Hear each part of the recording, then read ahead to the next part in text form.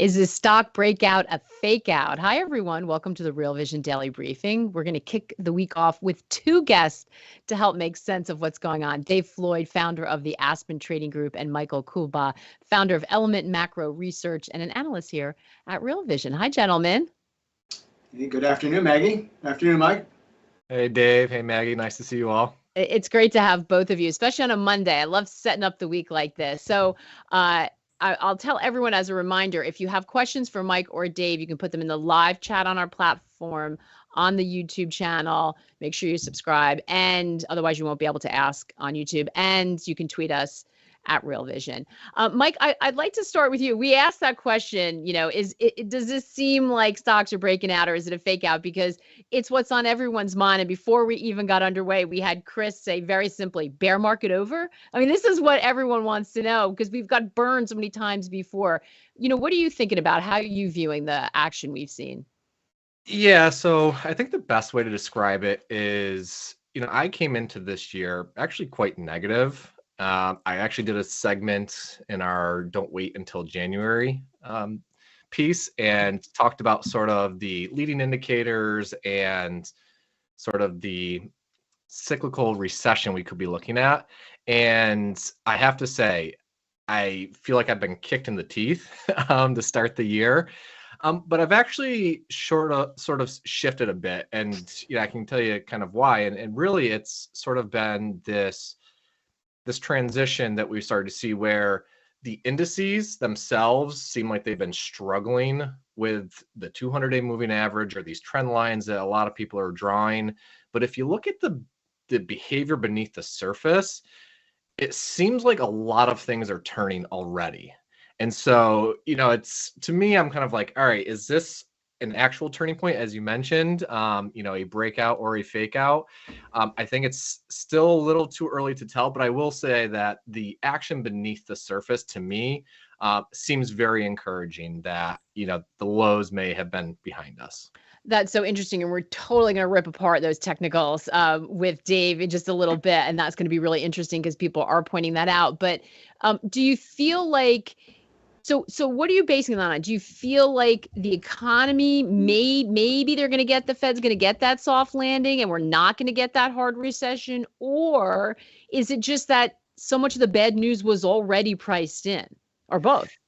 Yeah. So I think you're onto something with the both, because, one of the things that I wrote about in my newsletter as I sort of seemed to be pivoting my outlook a little bit was that everyone is caught up in sort of this hard landing versus soft landing. Mm-hmm. And to me, that it doesn't make a whole lot of sense to sort of rack our brains about where we're going to land. Our job as traders, at least me in particular, is to sort of figure out the path that we're going to take to get there. And so the way I put it is really, we could be looking, and we have to remain open to the possibility, especially for the people who have been bearish, is this possibility of what they want to call Goldilocks for the next, say, 3, maybe even 6 months. Because I do think there is a lot to be said about the collapse in the leading indicators that we've seen, whether it's consumer sentiment. I think it was the Conference Board came out today with a negative 1% decline. So there's definitely a lot of those indicators that are pointing to a recession. But, I just sort of sit back and ask myself, these leading indicators tend to be contrarian. And so when they hit these extremes, that's when you sort of want to be looking to the other side. So one of the things I wrote in my newsletter was, when is the best time that you want to be in risk assets? Is it when the leading indicators are low and starting to rise, or when they're high but starting to soften? And really that's what we're starting to see is a lot of these leading indicators seem to be bombed out to the downside. And consumer sentiment, Michigan survey came out last week that showed a surprising rebound. Even over in Europe with the ZEW economic sentiment index, that showed a big rebound as well. So it does seem like there could be some of these, I don't know if you want to call them green shoots. I hate that term. But, wait, I'm laughing because between green shoots and Goldilocks, like, somewhere someone's shaking hearing all this stuff. No, believe me. And the reason I raise this is because, through the cycles that I've traded through, and, I talked with James during our Don't Wait Until January episode that I tended to make the most amount of my money in those sort of big, powerful bear market moves, late 2015, 2018, even COVID. But I also have been caught in staying too stubborn for too long. And so we do need to at least remain open. I mean, I hate those terms personally, but you can get burned if you stay too stubborn in one view. And so, there still could be a possibility that we do hit the so-called hard landing, say in the second half of this year. But the one thing that I did notice, if you look at sort of the different economic reports, right? So if you look at the University of Michigan Consumer Sentiment Survey versus say CPI, typically those are pretty strongly correlated. And that makes sense because as people feel better, they're spending more in the economy, economic growth is strong, inflation is rising. That hasn't been the case over the past, say, 18 months or so. We've seen a strong inverse correlation where a lot of the pain and fear that we've been hearing about seems to be primarily inflation driven. And you can look at the headlines, on the way up, the year over year prints, it's, consumers feel the squeeze of rising inflation. And even though we're around the same levels as last October, now it's, consumers feel the reprieve of easing inflation. So a lot of it is psychological. And so that's why I have to remain open to this Goldilocks scenario, because if we see inflation prints continue to soften, then could that fuel a bounce that we've seen in the sentiment surveys that, maybe we made it through a so-called European energy crisis and a lot of these other fears that have been lurking out there. Yeah, it's so interesting that you say that, Mike, and I think very honest. Many times in our show, My Life in Four Trades, when we're talking about, the worst trades, the one thing people say, and it's been an Achilles heel for people, is when they've made their money in bear markets, they're always kind of married to bear markets. Like it's hard to get out of that. Harry Melandri talked about that. You can kind of lock in and always be looking for that and develop a bias. So I think it's so interesting that you say that. And I think you said beware the perma bears, right? And so it is something you have to guard against. A very interesting comment. George is, as you're talking, George is talking in the chat and saying the same thing. He thinks we're in a recession now. And there are three things: sentiment, liquidity, and fundamentals. I like this, George. 2 of the 3 are in bad shape. What do you look at? You were also talking about level and trend. So I like to look at 4 different categories, and they're very close to what George is saying there. And it's sentiment, liquidity, technicals, and valuation. So, if we look at those, we basically have kind of bombed out sentiment. And I know there's a lot of back and forth out there in terms of, people are getting excited about a Fed pivot and this and that. But if you look at just purely the data, right, we have heavy net short positioning in speculators, both in the S&P 500 and the Russell 2000. You have extremely elevated put call ratios that have begun to ease a bit, but those were, I believe, at record setting highs in terms of the puts versus the calls. You have the Michigan sentiment that's been bombed out, but starting to rebound. And so I always like to look at things in terms of level and trend. Something that's high and rising is not the same as something that's high and falling. And same thing, low and falling or low and rising. So, I look at sentiment, and from the sentiment perspective, I would argue it's mixed to slightly supportive. If you look at liquidity, a lot of people look at, say, the Fed's balance sheet or Fed funds rate, and that there's some validity to that. And I have some of those basic economic indicators in there as well. But I also look at market-based things. So you look at inflation expectations through the market pricing, and those have been easing. You look at what the dollar index has done. You look at what, 2-year yields sort of stalling out. And so if you look at some of those things, again, whether or not the market's getting ahead of a Fed pivot, I think is certainly a valid debate. But to argue that we haven't sort of eased off of the most extreme levels of tightening liquidity, again, it comes back to sort of that rate of change or levels and trends. Yeah. So, and then valuations are kind of right in line if you think about it with what we've seen over the last 10 or so years. One of the charts I love to look at is sort of the real 10-year yield versus the S&P 500 PE and also the S&P 500 forward PE. And really, we're just barely above the lows that we saw in each of the lows over, say, since like early 2015. And so, I just look at, again, valuation is, yes, in the grand scheme of things, you can argue that we're still insanely overvalued versus 1970s levels or whatever it might be. But, if we step back and think about it, they're not egregious if you look at recent history. And then technicals. I mean, technicals is the last sort of thing. And I'm really excited to hear what Dave has to say because, from my work, like I said, a lot of the action beneath the surface seems like things are starting to turn. And it feels to me, even though, a lot of the commentary out there is that people are getting ahead of themselves with sort of the Fed pivot, it feels to me that a lot of people are still fighting this move. And so if you finally see that breakout in the indices, which is what we're starting to see in a lot of the individual equities and sectors, this sort of Goldilocks or whatever you want to call it could actually have some legs for a few months. I can see that you don't want to call that. We're going to think of a name, Mike. We're going to think of a name.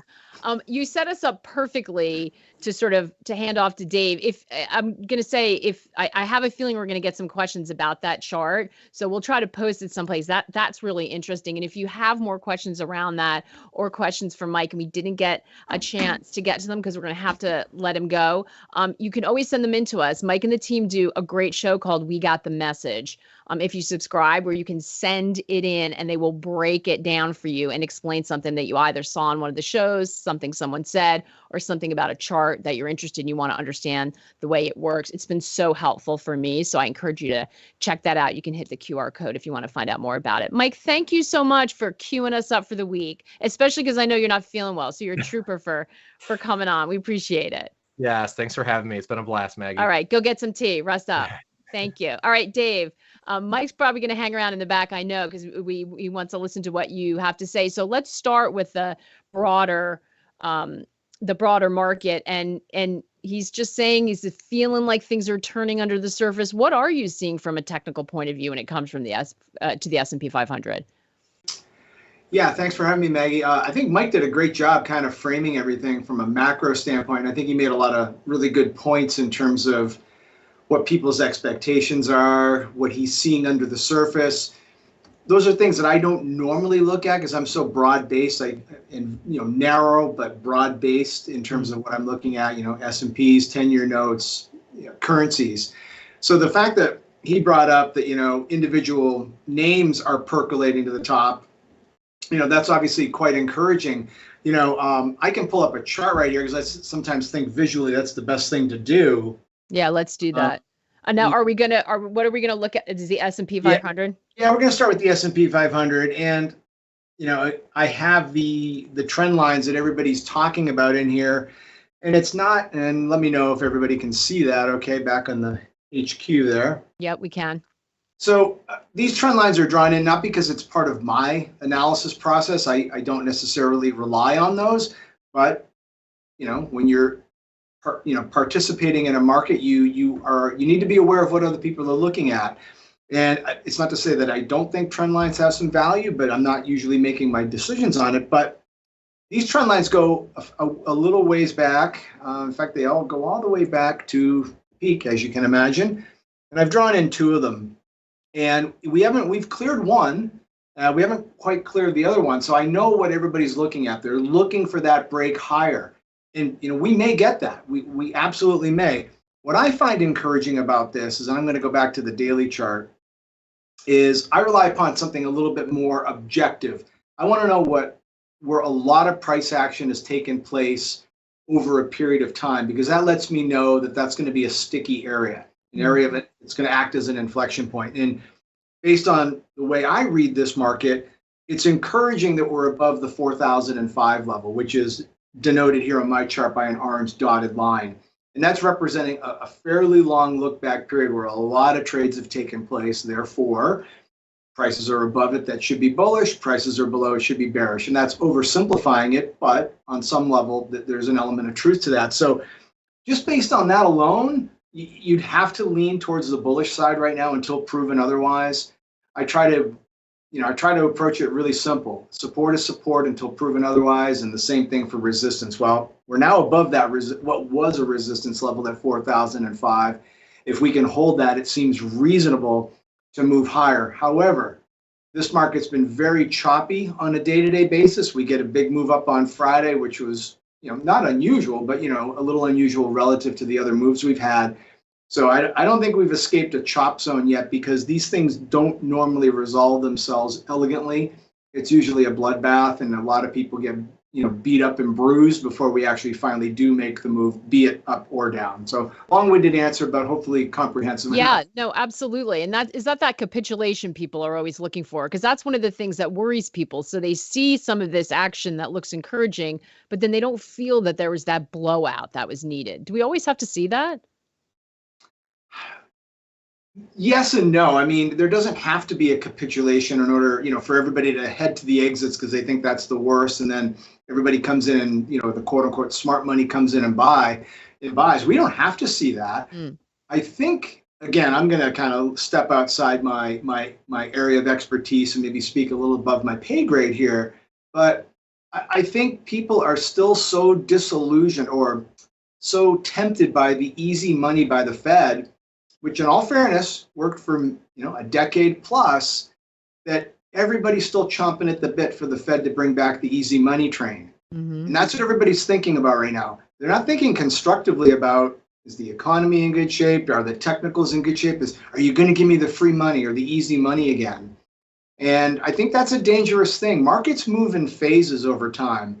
In the 70s, it was inflation and high commodity prices, and the last decade or so, it's just been the Fed, with the free money, essentially. Yeah. Markets don't always go back to the same catalysts over a period of time. And I'm not saying that the Fed won't pivot and lower rates. That's not what I'm saying. I think it's dangerous to rely upon the same old catalysts that have driven price action from the past. And again, I'm speaking above my pay grade there. I don't normally make my decisions based on that. That's just an observation for somebody who's been in the market for, 20 odd years. Yeah, no, and you are giving voice to what a lot of people we talk to, they may have different theses, but certainly as we turned from last year into this year, we heard repeatedly from the people we had on that what made you money in the last decade isn't going to work this time. Some of them don't know what will yet, but they feel certain about that. So it is a common theme that's come up, and you're not alone, Dave. I'm wondering about some of the, so the stocks have rallied, some of the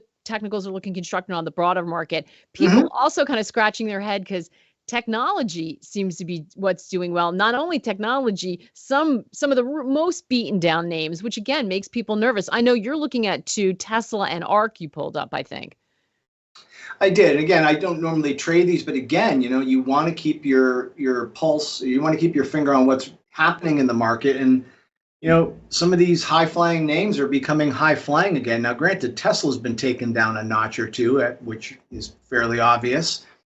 But the last, the price action over the last several days has actually been quite encouraging, as you can see here. Now, is this sustainable? I don't know. I don't trade Tesla. But purely from a technical standpoint, I say as long as we remain above 123.50, it's encouraging. The way I normally use these support and resistance lines is that when you get above one, there's a gravitational pull to the next one higher or lower, depending on the scenario. So is it reasonable for Tesla to go up to 170? Sure. I mean, anything's possible if you get enough, momentum behind the move, but this is a constructive move. You can't look at it any other way. It's, you might make the argument that it's still overvalued and all this other stuff. But again, price is the final arbiter. Right now, it's looking pretty bullish. And is it similar for ARK, especially because Kathy that fund owns a lot of Tesla? Yeah, so they Tesla, do. And, kudos to Kathy Wood for buying a lot of Tesla about a couple, 3 weeks ago, if my memory serves me correct. Maybe the overall position might be underwater, but whatever she added to has done well. ARK, I don't see it quite the same way. It's, for me, yes, it's a constructive move off the lows, but we got a lot of overhead resistance here, and the color of the line there is red and orange, and those are long look back periods. So those are going to be tough levels to get. It doesn't mean we won't, but again, use the old adage: resistance is resistance until proven otherwise, and of course, support is support until proven otherwise. So, I can't be if I was trading ARK, I can't be a bull here. Might I test getting short into those levels? Yeah, absolutely. But I know where my stop loss is. It's fairly tight above those levels. But after a run like that, it'd be unusual for them to just break through those levels and keep running. It's probably going to be a little bit of a back and forth when we get to those levels. I want to Those switch levels gears. being, you can't see it, as 38.58 and 37.58. Great. Yeah, that is helpful. Want to switch gears a little bit and ask you about the dollar. Yeah. This is something that I feel like I've also been hearing people ask a lot of questions. We get a lot of questions and a lot of people predicting that we've seen peak dollar and we're in for a greenback decline. Is that what the charts are telling you? Well, they have been telling us that. We are at a big level down here, though. We're at 101.74 in the dollar index, is a really big level. So this is exactly what I'm doing with FX right now, which is basically nothing. I don't want to try to play for a rebound in the dollar, and I don't want to try to play for a breakdown lower in the dollar because we're at this critical level. It's too much of a binary outcome right now. I'm either going to be right spectacularly or I'm going to be wrong spectacularly. So my approach right now is let's see what price does. If price holds here and rallies, I'll buy the pullback. If price sells off from here, I'll sell into the rally that happens afterward. I don't need to be the first person in on the trade because those are the people that take the arrows in the back. And I'm totally fine giving up a little bit of my upside or downside if I'm going short to kind of let the market tell me which way it wants to go. I'm not smart enough to know where the market's going to go, but I'm really good at latching my wagon to it once it gets going. And I'm using these levels right now as my decision point. I think that's really important point to make because a lot of people think in order to profit for it, you've got to guess ahead. You've got to get ahead of the move, but you're saying no. That's my opinion. There's plenty of guys out there that I know and gals that are breakout traders and they do fantastic. Just know that as a breakout trader, you're going to have to live the life of being wrong a lot more than you're right. And that doesn't mean that you can't be a profitable trader as long as your average winner is, bigger than your average loser. But what you really want to get your head around is breakout traders tend to have a much lower win-loss ratio. So you're going to be wrong 7 out of 10 times. I don't know. That doesn't work for me mentally. That puts me in a really crappy place, even though some of the best hitters in baseball, go 3 for 10. But in terms of when you're losing money 7 times out of 10, that wears on you. So I personally would rather let the market go in the direction it wants to go and then hitch my wagon accordingly. And like you said, yeah, I'm going to give up that initial big burst. And sometimes prices may not even come back and allow me to get in. And that's frustrating. But again, that's the style of trading I've chosen to do. And it works for me. And people have to get really clear on how do you want to play that move? Do you want to play the breakout and kind of be the hero? Or do you want to wait and kind of tag along?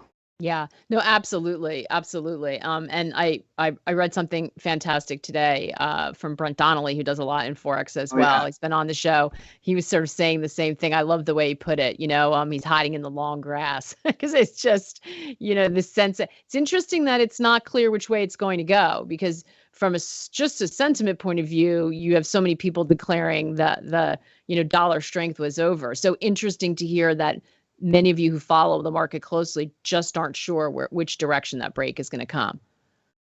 As of right now, the easy answer is we're trending lower overall, since October. So, the easy answer is we'll probably continue to trend lower because that's what markets tend to do. They do tend to trend. But again, since I have the dollar index at such a key level that 101.74, I'm just not willing to do it, but I would probably favor a break lower, but I'm not going to put money on it just yet. We, of course, when we're talking about the dollar, people always, and in fact, we have Roger saying, looking at the USD chart in terms of figuring out whether it looks good for commodities. And he's saying he thinks it does. Want to get your thoughts on gold. We had Jared Dillian on last week on Friday, and he was very keen on gold. We're hearing a lot about it. This was something that we talked about in the extended part of our Friday show. For those of you who were only with us for the first part, we were digging into gold a little bit in the second part. Let's have a listen to that clip. Interesting what's happened since then. If you look at the chart, Like from 1600 to 1930, there has not been a pullback. There's been no pullbacks. Like, and I even thought like there was some resistance at 1860. We're going to get a pullback at 1860. We'll get a correction. Never happened. It blew through 1860. Around 1900, we had some DeMark 13. So we're going to get a pullback there. Never happened. When I look at the price action intraday, sometimes gold will sell off $5, $6, $7, and then it gets bought and it gets ripped up again. And it almost seems like the Central Bank of China has a giant VWAP program on gold, and they're buying like hundreds of millions of ounces. It's like it really, from my experience, like just watching charts in stocks back from when I was a trader, like you could tell when there was an algo or a VWAP or something like that. Like, honest to God, there are no pullbacks in gold. Absolutely none. So my inclination here is to just sit back and let this happen, right? Like we've blown through all this resistance. The next resistance is basically at 2060 at the all-time highs. And it acts great. Even today, at one point it was down about $8 and it finished pretty close to unch. So do you like this from that technical perspective, or are there fundamental reasons as well? Well, I mean, there's always fundamental reasons with gold, but it's all the, nonsense gold bug stuff. Well, yeah, like why is it different now? Because what we used to hear all the time is like all the things line up and gold should do well, but it just doesn't. Yeah, I know, but somebody's buying it. And that full show is available on the platform. Just scan the QR code and sign up. So Dave, would love to hear your thoughts on gold. Well, as you can imagine, it's the mirror opposite of what we just saw in the dollar index. Not a great surprise.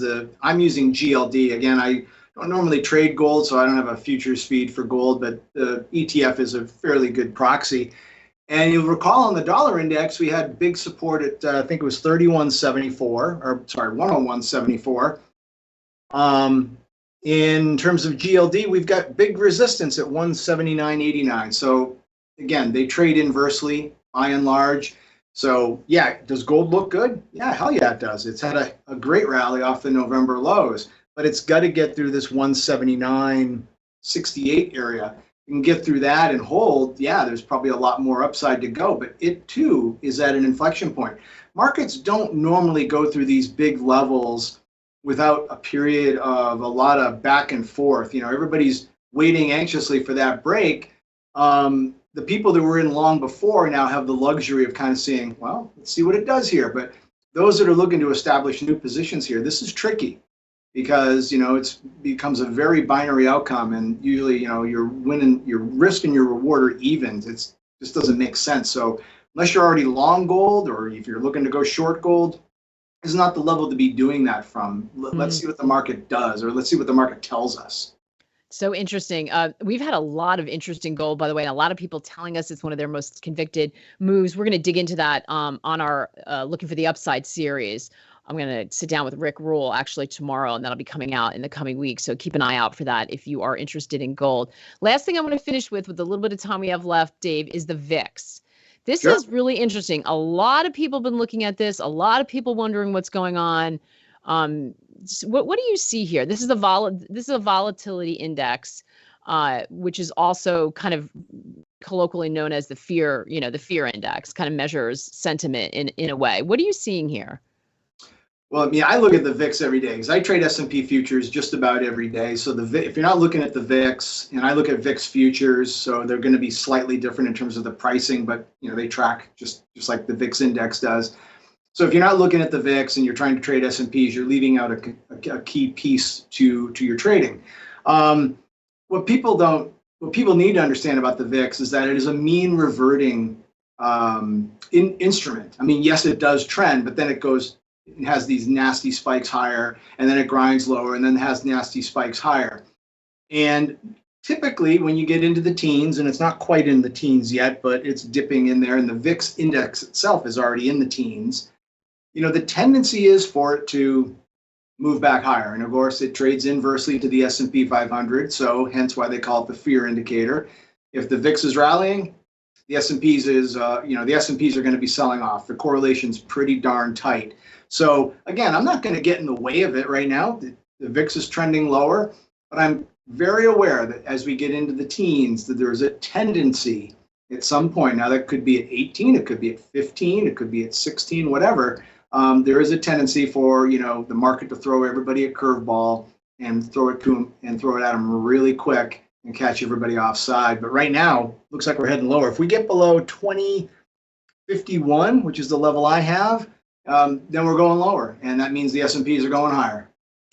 So it's so interesting, Dave. If I think about all of the different asset classes we just walked through and sort of pair it together with what Mike was saying, my takeaway from this conversation is that we're kind of at this point where it's almost like a coiled spring. A lot of these markets look like they might break out. So we can't answer the question we started with the show with, is it a breakout or fake out? It's not clear.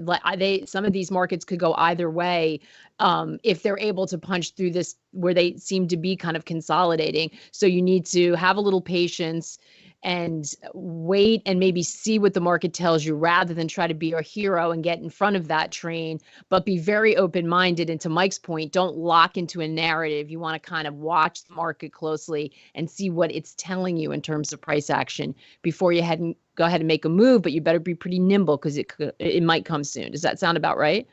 It does. And there's a class of investor / trader out there that has a very strong opinion, and they will ride that opinion into whatever however it plays out, and that's totally fine.